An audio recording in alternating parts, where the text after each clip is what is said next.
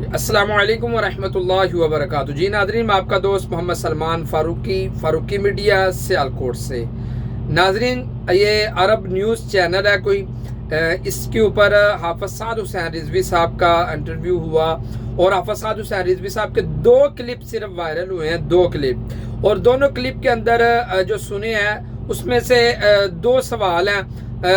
میرا یہ ماننا ہے کہ 2 سوال ہیں، دونوں سوالوں کے حافظ سعد حسین رضوی صاحب نے ان کے جواب دیے ہیں، ایک اسٹیبلشمنٹ کے بارے میں، ایک اسرائیل کے متعلق۔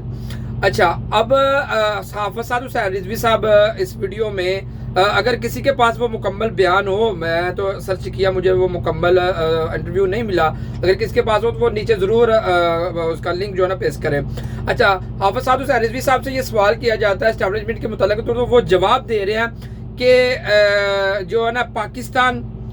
ریاست اور سیاست اور اسٹیبلشمنٹ یہ حقیقت ہے، یعنی کہ ان کے بغیر جو ہے نا پاکستان کہہ لیں گے یہ ان کی یہ ضروریات ہے پاکستان کی۔ اچھا، اب وہ کہہ رہے ہیں کہ اگر آپ کہیں، اگر آپ یہ کہتے ہیں کہ اسٹیبلشمنٹ کا جو ہے نا ریاست کے اندر جو ہے نا اس کا دخل اندازی نہ ہو تو یہ ناممکن ہے، یہ بات بھی ٹھیک ہے۔ اور دوسرا انہوں نے کہا کہ اگر آپ یہ کہتے ہیں، آپ کا موقف یہ ہے کہ آپ کا بیانیہ یہ ہے کہ جی اسٹیبلشمنٹ کا جو نا سیاست کے ساتھ کوئی تعلق نہیں ہونا چاہیے، تو وہ تو خود کہہ رہے ہیں، حافظ صاحب حسین رضوی صاحب فرما رہے ہیں، وہ تو خود کہہ رہے ہیں کہ ہمارا سیاست میں کوئی تعلق نہیں ہے، ہمارا سیاست کے ساتھ۔ لیکن حافظ صاحب حسین رضوی صاحب کا یہ کہنا تھا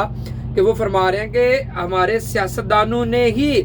اس قدر ان کو اپنے ساتھ جوڑا ہوا ہے کہ وہ خود ہم کہہ رہے ہیں کہ وہ ہمارا جی ان کے ساتھ تعلق ہے، یعنی کہ وہ خود لنک ان کے ساتھ کس طرح کا ہے۔ مثال کے طور پر عمران خان کی حکومت آئی، عمران خان کا انہوں نے کہا جی قوم کو بتایا جی قوم کا ابو جو ہے وہ جنرل باجوہ ہے، اب قوم ابو کے پیچھے لگ گئی، اب پوری قوم کو ابو کے پیچھے لگایا، خود بھی جہاں جنرل باجوہ نے جیسے کہا اب بیٹوں نے بھی ویسا کیا۔ جب اقتدار اترا تو پھر ابو کو جوتیاں مارنی شروع کر دی۔ اب دیکھیں، اب جنرل عاصم منیر صاحب ہے، اب یہ جو ہے نون لیگ ہے، یہ جی بڑے پہاڑے پڑ رہی ہیں، فوج۔ اب یہ فوج کے اگر کہنے پر یہ فوج کا یہ لگایا ہوا پودا ہے، تو اب یہ فوج بڑی کر رہے ہیں۔ جو ہی اگر یہ ان کا اقتدار چلا جاتا ہے تو یہ اسی طرح جنرل باجوہ کو جس طرح جوتے پڑے تھے اسی طرح یہ جنرل عاصم منیر کو جوتے ماریں گے۔ پھر یہ اب پہلے قوم کا ابو جنرل عاصم منیر بنائیں گے، پھر اس کے بعد جب اقتدار چلا جائے گا تو کہیں جی جنرل عاصم منیر نے ہمارے ساتھ یہ کیا، ہم نے یہ کیا۔ یہ سب کا یہ نعرہ تھا جب ان کی حکومت نہیں تھی، تو وہ کہتے تھے اس کے پیچھے جو یہ 2 دہشت گردی ہے نا، اس کے پیچھے وردی ہے۔ اب اسٹیبلشمنٹ جو ہے وہ حافظ صاحب حسین رضوی صاحب نے تو واضح طور پر اب یہ بیان دیا ان کے متعلق کہ یہ دیکھیں ان کا کام ان کو ہم کرنے خود دیتے نہیں ہیں، جب ان کو اپنے اندر ہم سما لیتے ہیں، جب پھر وہ ڈنڈا دیتے ہیں تو پھر بعد میں ہم روتے ہیں۔ ٹھیک ہے جی۔ اچھا، دوسرے نمبر پر انہوں نے اسرائیل کے متعلق جو میرے خیال سے یہ سوال کیا گیا تھا، کیونکہ سوال کرنے والا تو سامنے نہیں تھا،